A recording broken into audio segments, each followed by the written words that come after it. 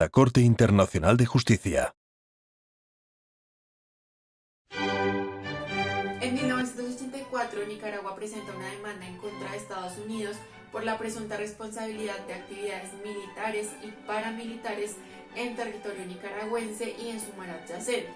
Nicaragua acusó a Estados Unidos de atacar sus oleoductos, sus puertos, sus naves de patrulla marítima y de instalar minas en los puertos, violar su espacio aéreo y además de apoyar a las fuerzas en contra. Por otro lado, Nicaragua considera que estos hechos violaron el artículo 2 de la Carta de las Naciones Unidas y el derecho internacional. Estados Unidos, por su parte, acusó a Nicaragua de apoyar a la oposición de los gobiernos de El Salvador y afirmó que su conducta era en legítima defensa. Desde 1983, los contras respaldados parcialmente por el gobierno de Estados Unidos a través de la CIA y de terceros, llevaron a cabo diversas actividades, incluyendo ataques y destrucción en instalaciones de varias ciudades nicaragüenses, como Puerto Sandino, Benjamín Celedón, Corinto, Potosí, El Bluff, San Juan del Norte y San Juan del Sur. También instalaron minas en estas ciudades y sus alrededores y realizaron sobrevuelos de aviones militares estadounidenses por todo el país, con el fin de recopilar información, suministrar apoyo a los contras e intimidar a los civiles nicaragüenses mediante explosiones sónicas. Ante los hechos ilícitos cometidos en y en contra de Nicaragua, el 9 de abril de 1984 se entregó a la Corte Internacional de Justicia, por parte del embajador de Nicaragua en Países Bajos, una solicitud formal de acusación contra Estados Unidos, invocando el artículo 36, parágrafo 3 del Estatuto de la Corte. El gobierno de Nicaragua solicitó a la Corte abrir un proceso judicial contra Estados Unidos por violaciones al derecho internacional y se dictaron medidas provisionales para detener todo apoyo de Estados Unidos a los contras. La petición principal de Nicaragua fue que la Corte declarara ilegales todas las actividades encubiertas patrocinadas por Estados Unidos para derrocar al gobierno nicaragüense. En el caso presentado por Nicaragua contra Estados Unidos, este último se negó a participar en la fase de evaluación de los méritos del caso, pero la Corte decidió que aún así debía fallar en el caso respetando el principio de igualdad entre las partes. La Corte rechazó la defensa del gobierno estadounidense, que argumentaba que sus acciones constituían defensa legítima colectiva. Además, Estados Unidos alegaba que la Corte carecía de jurisdicción en el caso debido a que no se presentaron todos los miembros que rectifica la Carta como partes. De hecho, en la actualidad, Estados Unidos sigue sin reconocer la sentencia impuesta por la Corte Internacional de Justicia. El 27 de junio de 1986 se dicta sentencia aclarando en diversas formas asuntos relacionados con la prohibición del uso de la fuerza y el derecho a la autodefensa. Armar y entrenar a la contra fueron considerados en violación a los principios de no intervención y prohibición del uso de la fuerza. Del mismo modo que colocar minas en las aguas territoriales de Nicaragua. La Corte también consideró el argumento de los Estados Unidos de estar actuando en autodefensa colectiva de El Salvador y encontró que las condiciones para ello no fueron alcanzadas, ya que El Salvador nunca solicitó la asistencia de los Estados Unidos con motivo de autodefensa. En 1989, el costo de los daños económicos causados por la guerra civil en Nicaragua causó las siguientes pérdidas. En primer lugar, 38.000 víctimas fatales de la guerra contrarrevolucionaria promovida por los Estados Unidos. En segundo lugar, pérdidas de 17.000 millones de dólares en concepto de destrucción de infraestructura y sus consecuencias económicas. Después de que la Corte Internacional de Justicia fallara a favor de Nicaragua en el caso contra Estados Unidos, se estableció una indemnización del alrededor de 17 millones de dólares. Sin embargo, Estados Unidos decidió no cumplir con la sentencia. Nicaragua llevó el asunto ante la Asamblea General de la ONU el 28 de octubre del año 1986 y solicitó al Consejo de Seguridad que hicieran cumplir la sentencia, pero no fue aprobada debido al veto de Estados Unidos. Unos años después, en septiembre de 1991, durante el gobierno de Violeta Barrios de Chamorro, Nicaragua decidió, luego de negociar un acuerdo, retirar todas sus reclamaciones ante la Corte y perdonar la deuda del gobierno de Estados Unidos de América para con el país centroamericano. El incidente del canal del Corfú se dio en tres situaciones distintas, que involucraron barcos del Royal Navy en el canal del Corfú, que tuvieron lugar en el año 1946 y que se consideraron como uno de los primeros episodios de la Guerra Fría. Durante el primer incidente, los buques del Royal Navy fueron atacados desde fortificaciones albanesas. El segundo incidente, los barcos británicos chocaron con las minas. En el tercero se produjo cuando el Royal Navy llevó a cabo una operación de eliminación de minas en el canal del Corfú. Esta serie de incidentes originó el caso del canal del Corfú, en el que el Reino Unido presentó una demanda contra la República Popular de Albania a la Corte Internacional de Justicia. Reino Unido presentó entonces una solicitud, la cual, tras haber presentado a Albania una excepción de inadmisibilidad, fue objeto de un fallo de fecha del 25 de marzo de 1948, en el que la Corte se declaró competente. Ese mismo día, las dos partes constataron un compromiso en el que pedían a la Corte que se pronunciara sobre dos cuestiones. En primer lugar, si Albania era responsable de las explosiones y si había obligación de pagar una indemnización. Y en segundo lugar, si Reino Unido había violado el derecho internacional con los actos realizados por su marina en las aguas albanesas, en primer lugar, el día en el que se produjeron las explosiones, y en segundo lugar, los días 12 y 13 de noviembre de 1946, cuando se procedió a limpiar las minas del estrecho. En su fallo, la Corte declaró por 11 votos contra 5 que Albania era responsable respecto a la segunda pregunta. Declaró por 14 votos contra 2 que el Reino Unido no había violado soberanía de Albania el 22 de octubre, pero sí se declaró por unanimidad que le había violado los días 2 y 13 de noviembre y que esta constatación constituía por sí misma una satisfacción apropiada. La Corte examinó seguidamente la segunda pregunta incluida en el compromiso. El gobierno del Reino Unido ejecutó una operación en Albania para retirar minas sin el consentimiento del gobierno de Albania, ni de las organizaciones internacionales correspondientes. Reino Unido argumentó que su objetivo era asegurar las minas antes de que fueran retiradas por otros.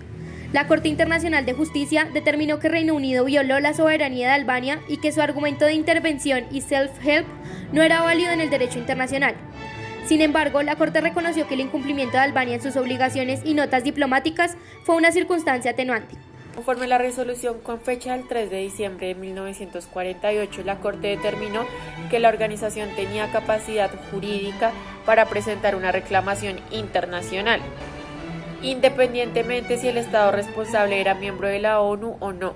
Dicho esto, la Corte declaró que Albania resultó ser responsable conforme al derecho internacional de las explosiones ocurridas el 22 de octubre del año 1946. Además, si bien la Corte concluyó que era competente para fijar la cuantía de indemnización en ese momento, no se encontraba en condiciones de hacerlo, puesto que carecía de cierta información por su parte. Albania consideró que la Corte no era competente para determinar la cuantía de la indemnización. Decidió no continuar en la secuencia del procedimiento.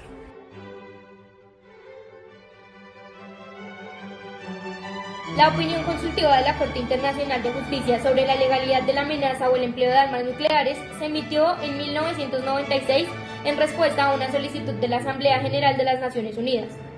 En ella, la Corte abordó la cuestión de si el uso o la amenaza de uso de armas nucleares sería compatible con las normas del derecho internacional, en particular con las normas del derecho humanitario. La Corte comenzó su análisis reconociendo la naturaleza única y catastrófica de las armas nucleares. Declaró que su uso sería generalmente contrario al derecho internacional, incluso en situaciones de autodefensa. En este sentido, la Corte afirmó que las normas del derecho humanitario prohíben el uso de las armas que causen daño innecesario y que las armas nucleares son inherentemente incapaces de distinguir entre objetivos militares y civiles. Sin embargo, la Corte reconoció que la cuestión de si el uso de armas nucleares sería legal en circunstancias excepcionales dependía de las circunstancias concretas. En particular, la Corte señaló que el derecho internacional humanitario no prohíbe el uso de armas en sí mismas, sino que prohíbe su uso en situaciones en las que causen daño innecesario.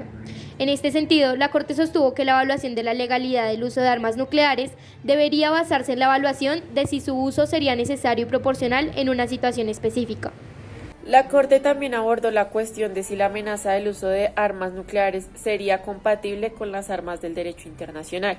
En este sentido, la Corte declaró que la amenaza de uso de armas nucleares sería contraria al derecho internacional si su uso sería ilegal en las mismas circunstancias. Además, la Corte declaró que los Estados tienen la obligación de buscar de buena fe y llevar a cabo negociaciones encaminadas a la eliminación completa de las armas nucleares. En particular, la Corte sostuvo que esta obligación estaba implícita en la obligación general de los estados de cooperar en la consecución de un orden internacional justo y pacífico. Las armas nucleares pueden ser estratégicas o tácticas. Las primeras son capaces de destruir ciudades enteras y causar miles de muertos. Las tácticas son más pequeñas y están diseñadas para destruir objetivos específicos en el campo de batalla. A pesar de ello, algunas de esas bombas tácticas son más poderosas que las que lanzó Estados Unidos en Hiroshima.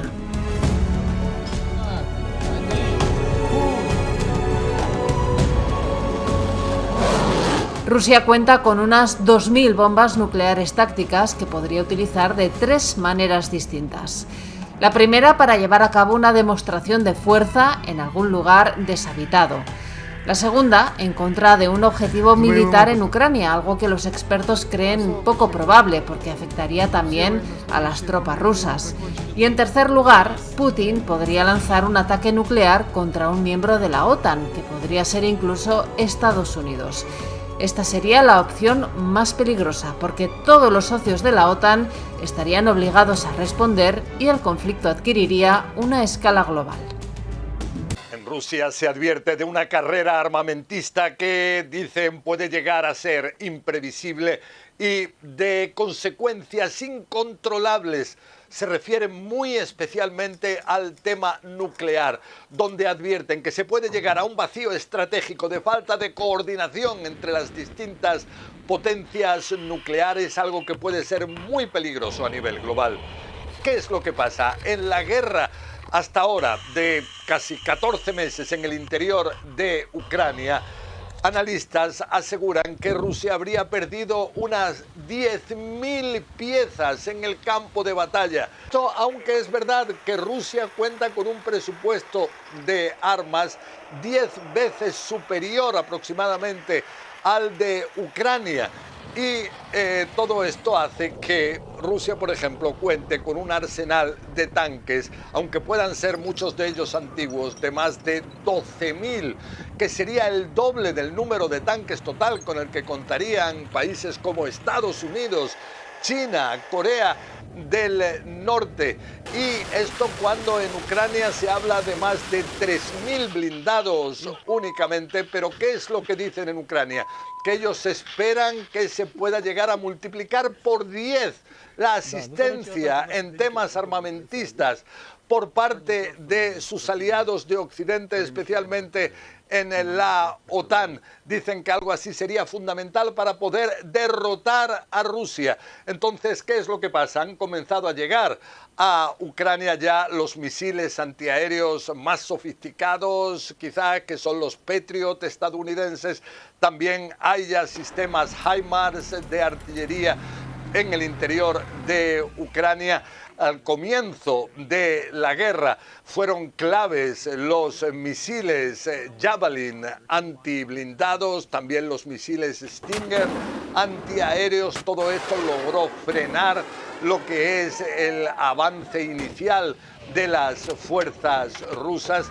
Pero ¿qué pasa? Todos estos suministros son vistos por Rusia como una agresión contra su país, y esto puede llegar a ser especialmente peligroso.